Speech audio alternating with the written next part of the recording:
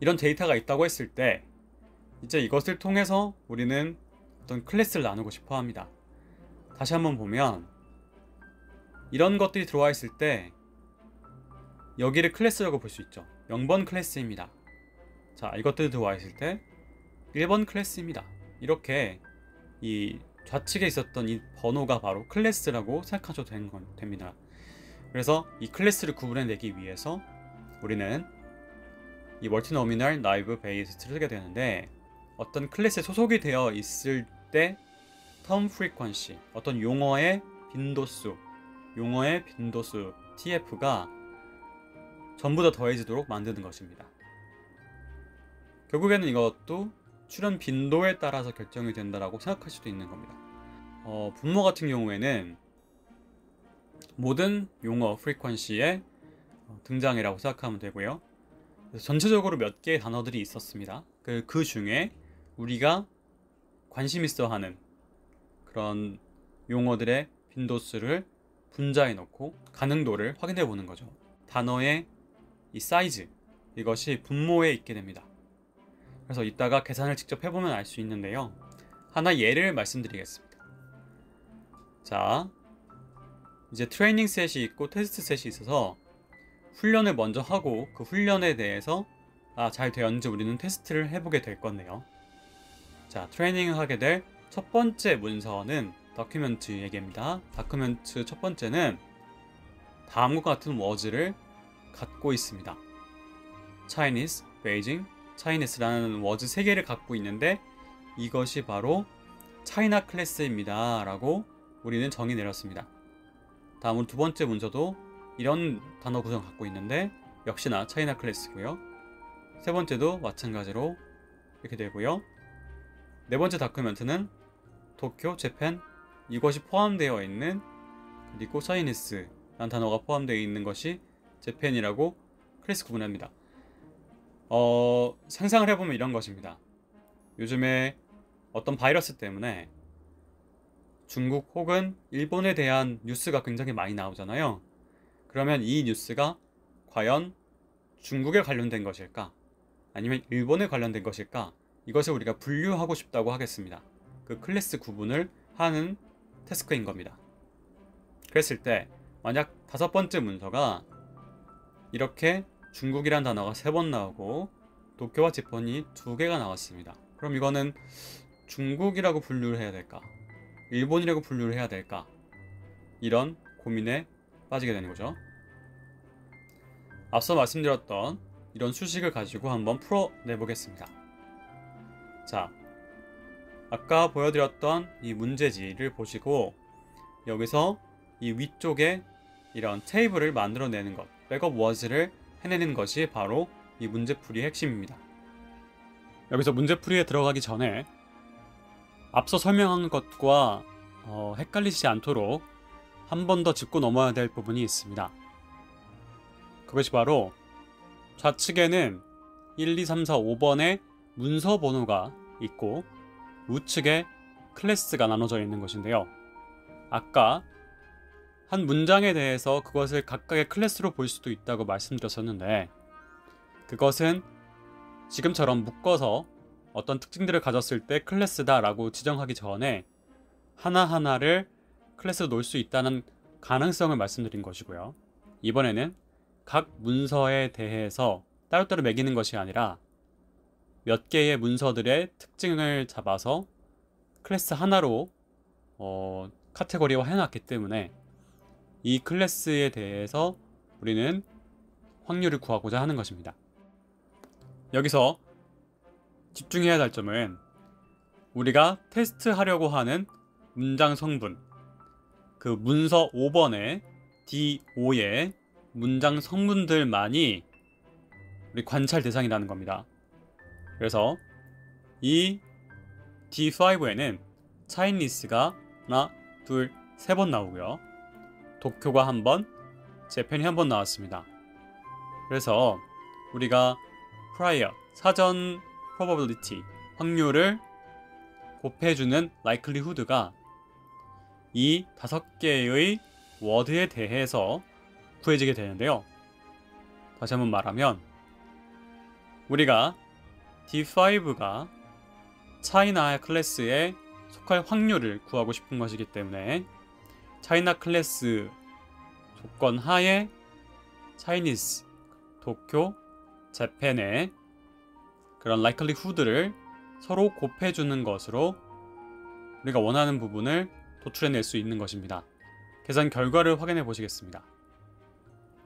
먼저 이 차이나라고 구분될 수 있는 사전 확률 같은 경우에는 4분의 3이 됩니다. 왜냐하면 우리가 클래스를 현재 다음과 같이 사전 경험했기 때문인 건데요. 4번의 클래스가 있었고 그 중에 3번이 차이나로 구분되었기 때문에 그런 사전 비율, 사전 확률을 대입할 수 있고요. 다음으로 Chinese로 우리가 어떤 likelihood를 봤을 때 분모에는 이 클래스, 차이나 클래스에 속해 있는 모든 단어들의 숫자 8이 들어가게 됩니다. 정말 그런지 한번 확인해 볼까요? 차이나, 베이징, 차이나, 차이니스, 상하이, 차이니스, 마카오 이렇게 총 8개의 단어가 있었고 그 중에 5개가 차이니스였습니다. 보시면 하나, 둘, 셋, 넷, 5개가 있죠. 여기에 분모에는 그 벡터의 길이, 그러니까 총 단어의 종류가 6가지라는 것이 반영되어 있습니다. 분자에는 알파가 더해졌는데 그 스무딩 팩터 같은 경우에는 이번에 그냥 상수로 기억해 놔주시고요. 그래서 모든 그런 V와 알파가 다 6과 1로 고정되어 있기 때문에 이 모든 식에 그렇게 반영되어 있는 것을 확인하실 수가 있습니다. 그래서 방금 제가 말씀드린 것처럼 총 나타났던 단어의 숫자 8분의 이 단어가 등장한 숫자가 여기서 보면 도쿄는 0번이고 또한 재팬도 0번이죠. 그래서 다음과 같은 수식이 완성이 된 겁니다. 다음으로 이 D5가 재팬으로 클래스 구분될 확률을 보기 위해서 우측과 같이 계산하면 이 부분이 4분의 1이라는 것은 너무 당연한 것이겠고, 마찬가지로 총 그 3개의 단어가 등장했었는데 이 중에 차이니스가 한 번, 도쿄 한 번, 재팬 한 번 이렇게 대입되어 있는 것을 볼 수가 있습니다. 그래서 이런 것들을 쭉 계산해 보게 되면 이제 어느 클래스에 더 가까운가를 알 수 있게 되는데요. 이 정답은 지금 알려드리진 않겠습니다. 혹시 확신을 갖고 싶으시다면 직접 계산해 보시는 것도 좋은 경험이 될 것 같습니다.